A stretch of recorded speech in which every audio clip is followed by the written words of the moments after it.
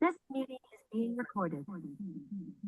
Okay, perfect. Okay, I will go ahead and get us started. Welcome, everybody. Good evening. My name is Anna Mattis. I'm the Chief of Marketing and Product Development for Seidlitz Education, and it has been the joy of my one Tuesday a month to be able to host this webinar for everybody out there watching. Today, we have Sally Barnes, who's going to be talking about high engagement. I am not only honored to introduce Sally because she's just a wonderful person and consultant, but she's also my fabulous co-author on the Seven Steps for World Languages. And the book and our work would not be the same without Sally. So I'm just so grateful for her. If this happens to be your first time to see Sally, prepare to be blown away by her energy and her strategies. And it's something that I hope you can walk away with and use in your classrooms tomorrow. As I mentioned, for those of you that were coming in a little bit earlier, go ahead and mute yourselves if you haven't already. This will be recorded, and at the end, we'll be posting this webinar to our website, and you can also receive the email if you signed up to register for this webinar. So, without further ado, everybody welcome Sally Barnes. All right. Hello, everybody. Thank you so much for being here. If Instagram is your favorite method of using social media, that at Sally Barnes, Texas is my Instagram handle. And my email is there as well. If you have any questions, feel free to send me an email and let me know. We're going to get started with this session about engagement. And my first task for you is to look at these four posts, all from Instagram.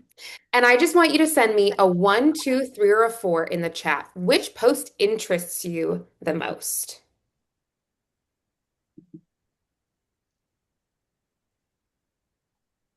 You're just going to send me the number in the chat, one, two, three, or four.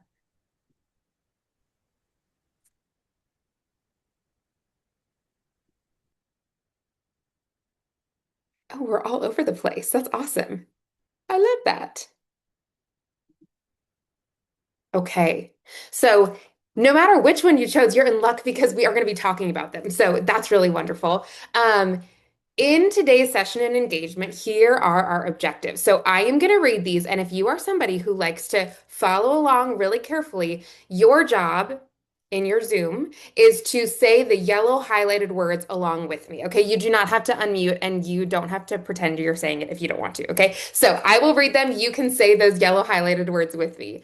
I will identify core components of student engagement and connect low prep strategies and ideas to my own classroom practices. Our language objective, I can share one strategy or idea that I will use to lift student engagement in my class using the STEM. One takeaway from today is, and I am most likely to try blank because. So my hope is that you find one strategy that you can take back to your classroom in the next 25 minutes. Okay. All of our strategies are coming from these two lovely Seven Steps books. And so you'll find them in various places. They're in a lot of other Seidlitz education books too, but I'm going to be highlighting certain strategies from these two in particular. And the one, the beautiful purple with the maps, that's the one that Anna and I were co-authors on. So that's really exciting. So now in the chat, I promise not to abuse the chat. Okay. You won't be using it literally the whole time, but I would like for you to brainstorm some words that come to mind when you think of engagement and just type those words in the chat.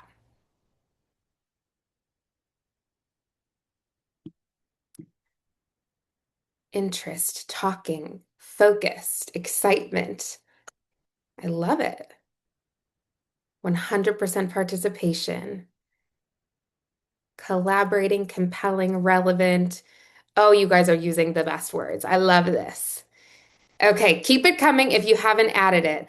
I want to give you this definition of student engagement. So student engagement refers to the degree of attention, curiosity, interest, optimism, and passion that students show when they are learning or being taught, which extends to the level of motivation they have to learn and progress in their education. So a lot of those words that y'all were using are in this definition of engagement. And for me, a key is engagement directly impacts motivation, and motivation impacts engagement. So they're hand in hand.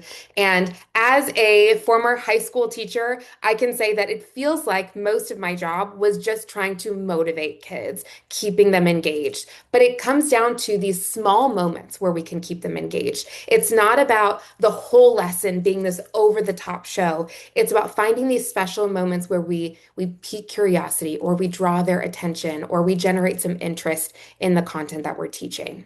So the first piece of engagement is really thinking about, what does engagement look like in our class, and how do we get a classroom where kids are an active participant in the class? So the first question is, do we foster an answer culture or a thinking culture?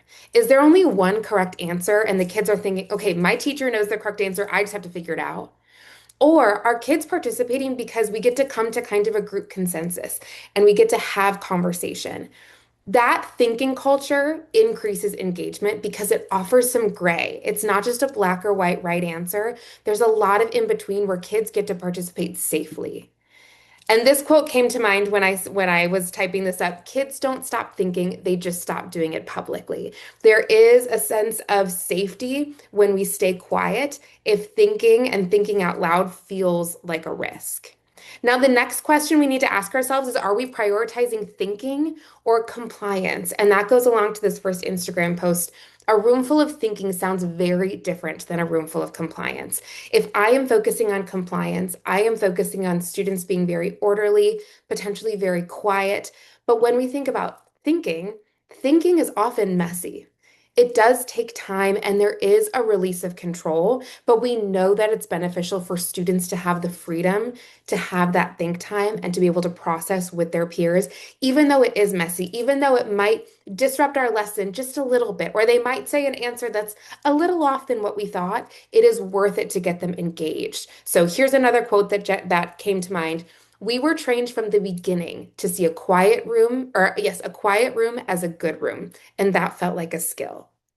And I remember really believing that for a long time, that a quiet room was a good room. And when admin came in, I wanted my room to be quiet. And I very quickly realized that when my kids are quiet, they are disengaged a lot of the time. They are zoning out, they are taking a nap, whatever they might be doing. I need to keep them engaged and thinking and collaborating with each other. So I would like to know in the chat, which of those two quotes resonate the most with you? All right, we have quote A or quote B.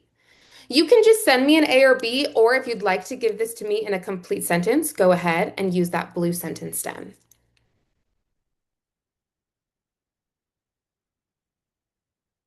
Monica, I love it. Totally A. Lot of A's. Okay, perfect. Interesting. Okay, keep it coming. Ooh, quote B, because it's true to my classroom experience. I feel like it probably was for a lot of us. Now, I'm going to bring it back to social media, okay? So when I think about engagement, my thought process when I think of the word engagement actually goes to social media, because we engage with a lot on social media, whether we want to or not. So the first question I'm thinking is, when do we engage on social media? If you're like me, it's a habit, okay? If I am sitting in quiet for too long, I'm just grabbing my phone. When I wake up in the morning, I know this is terrible, but I'm grabbing my phone and I'm opening my email to see what emails I missed, or I'm checking the news or whatever it might be. So some of it is a habit or a routine that you have in place. Some of it is because of disruptions. You get a little alert on your phone, the little bell or whatever it is draws your attention to, oh, something needs me. There's somebody sending me a message, whatever it might be. Or when something exciting happens. So when I see some big news story, I go to social media to see what people have to say and what the news has to say and how people are reacting. So those are three right ways that and I think a lot of us probably engage on social media, or when we do. When we think of engaging in classes, so that habits and routines component. I want to draw this into the post along the side that says motivation is confidence and perceived competence. So if we think back to the beginning, and I said motivation and engagement are tied together. So if motivation is confidence and perceived competence, I want my students to feel confident in their ability to engage and participate in class. I don't want them to be worried about it. I don't want them to feel like there's any judgment. I just want them to feel good about participating. And that perceived competence, I want them to feel like they can do that well and that they're going to be successful in that task. So when it comes to building confidence, my go-to is to create habits and routines. The more often we do something, the easier it becomes. So that might look like every day in our warm up, there's going to be a turn and talk that you are working with a partner. There is going to be something collaborative every single day. So when you walk in, you know that that's coming. Or there's a consistent check in halfway through the class that looks the same every day, but the question changes. When I know what to expect, I feel much better about engaging with that activity or that content. Having consistent language and content support so that my English learners feel confident interacting as well because I've given them sentence stems or word banks or pictures that help them to figure out what they want to say and communicate well. We have our QSSA routine, which if you're familiar with Sidlets, you're familiar with QSSA. Again, that comes down to building in a lot of processing time, building in language supports, and building in that structured collaboration that is a really solid routine that can be used over and over again. And the last habit or routine that I use a lot of is precision partners and assigned groups. So I'm never just going to turn to my or ask my students, turn to a partner and talk. Because there are going to be some students where no one turns to them or they don't want to turn to somebody. So I'm always going to assign, here's your shoulder partner. One person's partner A, one person's partner B. And I'm going to say, okay, partner B, you're going to start the conversation this time. Or partner A, can you repeat what partner B just said to you? So using that precision partner or assigned group, something like numbered heads together, where I can say, person number one, you are going to start and then go around in a circle. So it's very clear what the expectation is and what that habit and routine is. The next piece is causing those disruptions. So again, a disruption can be a good thing, but what we want to do is disrupt that flow of class where kids get to just sit back and zone out. So this might look like, oh, I've done a lot of teacher talk. I need to interrupt myself to engage kids back in. I need to get everybody together in this moment. Giving multiple entry points. So that might look like disrupting in different ways and asking kids to do different tasks. It might be if we're going to provide a sentence stem for a turn and talk, maybe we provide a few different sentence stems to choose from. So kids can choose the one that aligns to maybe their proficiency or maybe the idea that they have in mind. And then another disruption would be, I'm calling it a new text type. So instead of just having it be a turn and talk, maybe we have them draw something. Maybe we have them get up and move. Maybe we have them write their answer on the desk. My kids used to love writing on the desk, and it's literally the same as writing on a piece of paper, but it's more fun, right? So sometimes those disruptions are kind of environmental disruptions. And then that last piece of engagement is excitement. So when we think of excitement, what is a topic that is engagement worthy? It makes me want to engage in the class and want to give my answer. And we're going to talk more about that coming up. The reality, though, is if we do not engage our students, something else will. It'll be someone else in class. It'll be something on their phone. It'll be something on the wall, something out the window, whatever it is, something else will engage them. So it's our responsibility to keep them motivated and engaged with us as often as possible. Thinking back to those components, so habits and routines, this is a really great example of having that QSSA format, but having it consistent all day long. So maybe it's across the campus. Maybe everyone in the school uses the same grid so that when this grid comes up on the screen, all of the kids know what to do. And it can even be transferred in this case to a piece of paper that people or teachers in the school used in their small groups. And so even in small group instruction, kids were seeing that exact same QSSA grid, and it became a habit everywhere. And what we found is in this district in particular, when students saw this grid come up on the screen, they immediately turned to their partner because they were so confident in the routine. They didn't even need the instructions anymore. They knew exactly what they were doing. And I also gave you disruption. So these are some examples of different places to write, asking students to get up and move to maybe work with someone that they don't normally work with. So I want to ask you in the chat, send me a 1 or a 2. Are you most likely to try out engaging kids with a habit or a routine or engaging them through some kind of disruption?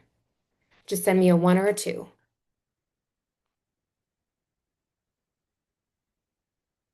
Both. I love that. Why choose when you can do both? Awesome. Okay. So for me, I definitely do both. The disruptions was kind of a new thought for me. I knew those habits were really important, but finding ways to be that little notification on their screen. Oh, pay attention. Oh, pay attention. Because what I'm doing in that moment, if I can get all of them to pay attention, whatever comes next, everybody's with me. It's kind of a reset, right? And that's what I'm looking for in class, these little moments to reset where I can continue us all forward together. So we can also, like I said, disrupt writing with, or disrupt with movement. So this might be like having them do slide the line where they're in two lines. This video is an example of my class and a colleague's class doing inside-outside circle together. So again, that movement widens their comfort zone. It opens them up a little bit. It offers some opportunity to establish community. And because there's lots of repetition, if they're talking to multiple partners, they're getting a lot of exposure to language and content.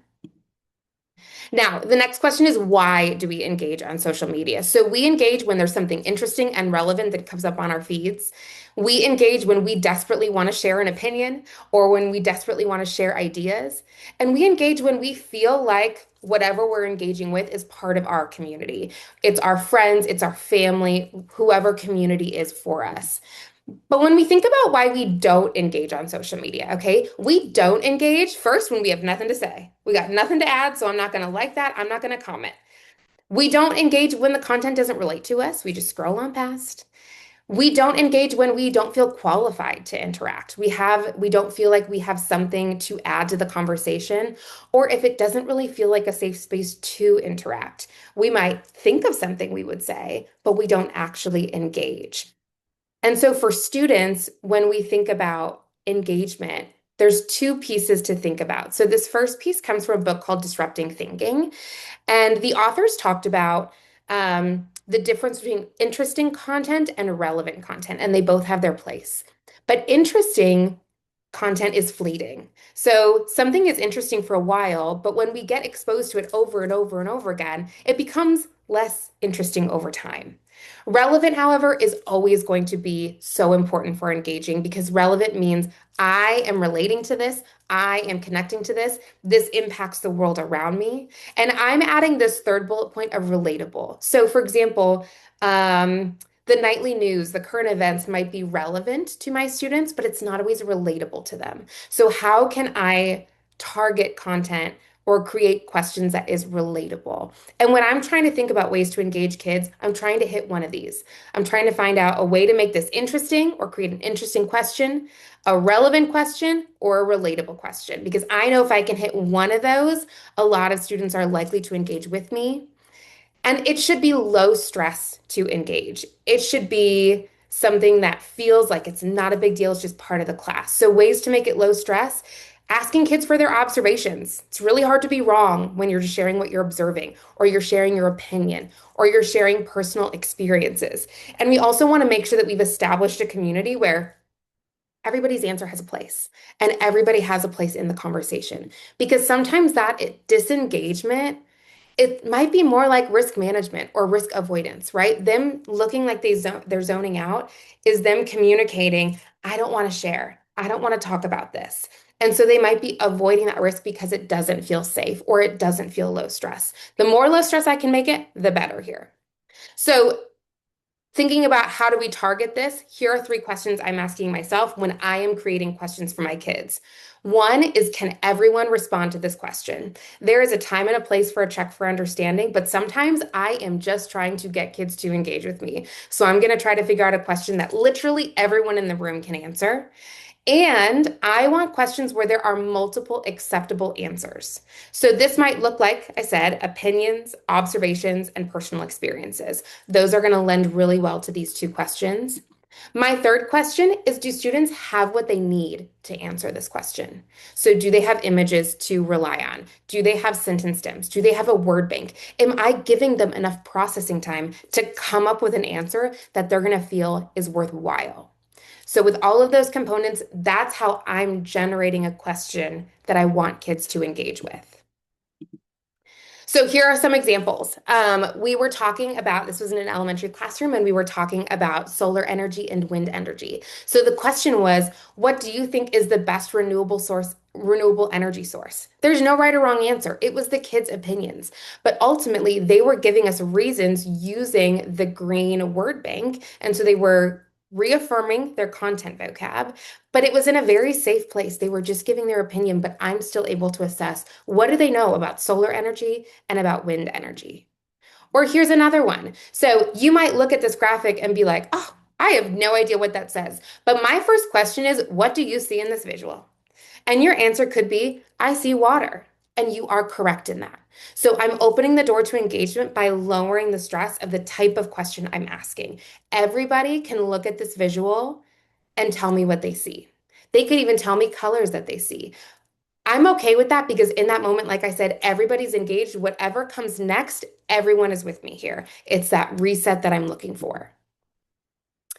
The last piece of this social media connection is how do we engage on social media? So sometimes we like or heart or favorite or dislike or whatever it is. That's a nonverbal interaction or engagement. Sometimes we comment, and that's going to be more verbal. And sometimes we post, and that's really creating and taking it to the next step. So in our classes, those kinds of interactions look a little different, obviously. So if we are looking at that verbal interaction, we might do something like choral reading, having everybody read a sentence, or even going back to the objectives, how I had y'all say certain words with me. In that moment, everyone is following along because they have to track when we get to that highlighted word.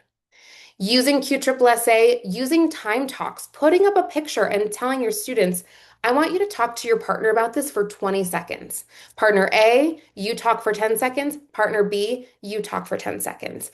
Very low stress. We're using a picture to guide our conversation or our talking, but everyone's engaged and they have some accountability with their partner.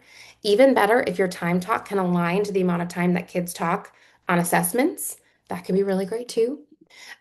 Some written engagement, so providing sentence stems and word banks. I am always impressed when I throw a word bank up. My kids will almost always try to use as many words from that word bank as humanly possible. They will try to use all of them because what I have come to learn is that kids view word bank as correct answers. And what I'm trying to do is lift their language. So my word bank is not a fill in the blank. It's a word bank like write me a paragraph, but use these words. I'm not giving you any answers. I'm just giving you higher level vocab that I'm hoping that you'll use in that writing. Having them label something can be written work and collaborative writing. Have kids write together using two different colored markers and switch off every sentence. So now you're getting that written engagement, but there's also probably some conversation happening between the kids as they exchange writing utensils or as they go back and forth. And the last is the nonverbal. So when we think about social media and how easy it is to just like a post, it is so easy. That is the same as nonverbal communication in our classroom. So asking kids to point to a word on the word wall or point to an anchor chart, having them make a choice. Maybe you're presenting a vocab word and you've got 3 pictures and you ask the kids which picture best represents this vocab word. Show me a 1, 2, or 3. And they're just showing you a number. In that moment, you got everyone engaged. Maybe you're having them move to a corner, or you're having them draw, or you're having them annotate something that they read. All of these are nonverbal interactions. It's a way to make their invisible thinking visible, even in just this action-oriented way. So in the chat, I would like to know, which are you most likely to try and incorporate? Spoken engagement, written engagement, or nonverbal engagement? You can use that full sentence stem if you'd like to. You can also just send me in a single word.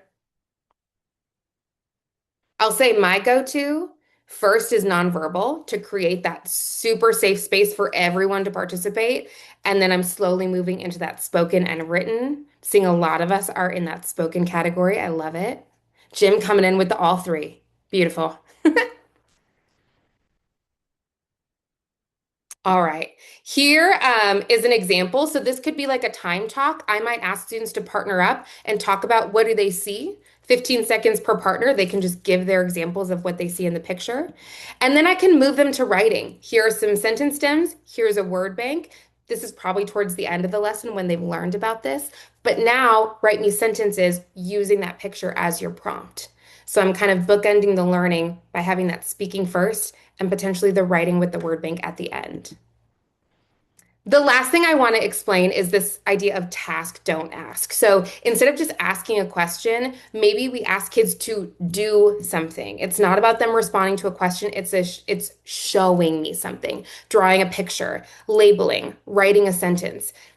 In that way, that task, don't ask, everyone is engaged, not just the one kid who's so excited to raise their hand every time you ask a question. So this might look like this question. Show me, which picture would you use to explain area and perimeter to a friend? And have kids hold up a card that says A, B, C, or D, or you number these one, two, three, or four, and have them show you the number. So that's the show me, that's the task. The ask can follow it up. So now using picture blank, I can explain area and perimeter by. So that task starts it, we can ask later, or we could maybe have them write their answer out.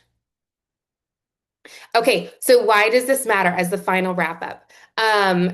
There are many different variations of this quote. Everyone does everything, or all kids doing all the time. But I had a colleague who gave just an incredible analogy, and I give it everywhere I can now. So he said, if we were in a piano class and there's one piano at the front and there's 30 of us in the class, and we're getting called up one at a time to play the piano, we are literally never going to learn how to play the piano, okay? Because while my friend is up there, I am zoning out. And while I'm up there, pressure is on because it feels like all eyes are on me and only one student is engaged at a time. On the flip side, if we were in a room with 30 pianos, undoubtedly this room is louder, okay? There are procedures in place that make this room function. But in this room, you've got 30 kids with their hands on the piano keys. You have a much higher probability of kids actually learning to play the piano if they get more time with their hands on the keys. And that's what we're doing in our class. Why would I want one student to answer the question when every student can write me a sentence? Why would I want one student to answer the question when I can have every student look at pictures and show me a one, two, three, or four, and then turn and talk to their partner now that they've had processing time? I want all of my kids doing as often as possible in my class to keep them engaged and to make that habit. So, as a reminder, engagement, it requires voice and choice, okay? If we are going for compliance, we have to find ways to weave in engagement, which will mean that kids are talking. Engagement requires low stress activities with consistency and support. Engagement requires compelling prompts and tasks that make us want to engage. And engagement requires strategic inclusion and accountability. Everybody needs their hands on the keys, and everybody needs to know that that's the expectation in the class.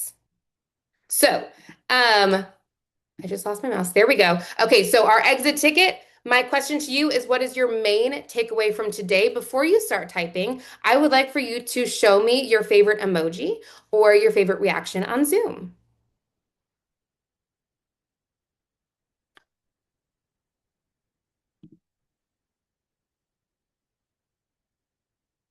I love it. Awesome. Okay, I am seeing we're ready. So you're going to use one of the two sentence stems. One takeaway from today is, and I am most likely to try blank because, and go ahead and type your response in the chat for me.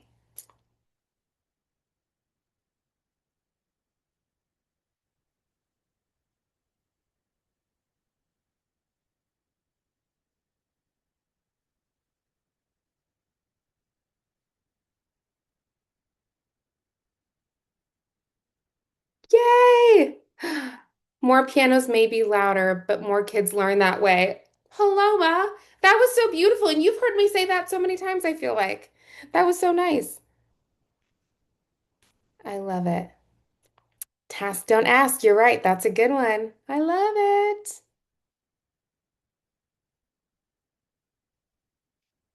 Perfect. Okay, so as y'all are finishing up, I just want to thank you for being here today. We've got a couple of announcements here at the end. My email is there. My Instagram handle is there. For those who chose Instagram, go ahead and follow us there. And I'm trying to post out strategies and ideas as often as possible. So thank you guys so much for joining. I never end anything on time. So this is very exciting for me that I actually got through all the slides in exactly 30 minutes. I don't think I've ever done that. So Anna, I'm going to hand it back on over to you. That's perfect. You hit it right on that 6 o'clock, Sally. We are all snaps to you. Snaps to you. Thank you, everybody, for engaging with us. As I mentioned earlier, you are going to be able to find a copy of this recording both in your inbox if you registered, which I'm assuming you did because you're here with us.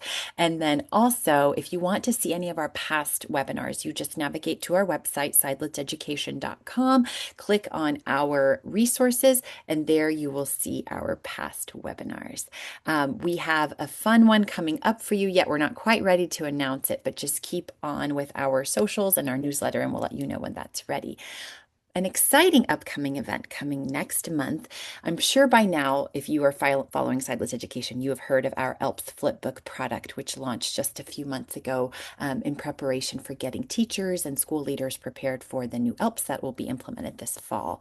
Our own Allison Hand, who created the new upcoming ELPS Flipbook product, as well as Nancy Molly, author of TRTW and Small Moves, will be joining together for this, I can't wait for it, powerhouse day of learning. It's a 6-hour workshop where we really are integrating those small moves that Nancy talks about into the instructional supports and practices that are in the new ELPS Flipbook, strategies that Ali included. And it's really going to be just a hands-on practical way to get our teachers familiar with the ELPS, but also under the umbrella of these small moves that are getting students to think and write and speak, all of this in service of our multilingual learners. So we have Friday, April 17th in San Antonio, Tuesday, April 21st in Houston. Some of you that are joining in Dallas might know that we also have one in April 16th, and we just had to close registration for that one because it's so full. But keep up to date with us. We're going to have more and more opportunities for teachers to be up to date on the ELPS. So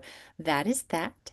And I believe, Sally, that's last. Speaking of social media, ways to stay engaged with Sideless Education. Our Instagram is new-ish. We've had it for about a year, but if you follow us at Sideless Ed, we are pointing out more and more great content, information about our consultants, our products, our trainings, and just really amazing thought leaders in the field of multilingual education for you to follow and learn from. And then also we have our Facebook and our X. Sally did show a graphic from the Visual Non-Glossary, which is our digital product for the K through 12 classroom. So if that's something that you're interested in, give us a follow there. We'd love to show you around that tool and see how it can be great for your teachers.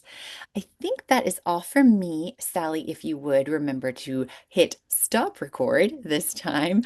Thank you again, everyone, to join us. We'll stick around just for a few minutes if you want to say hi. But thank you again for being with us on your Tuesday night, and have a good one.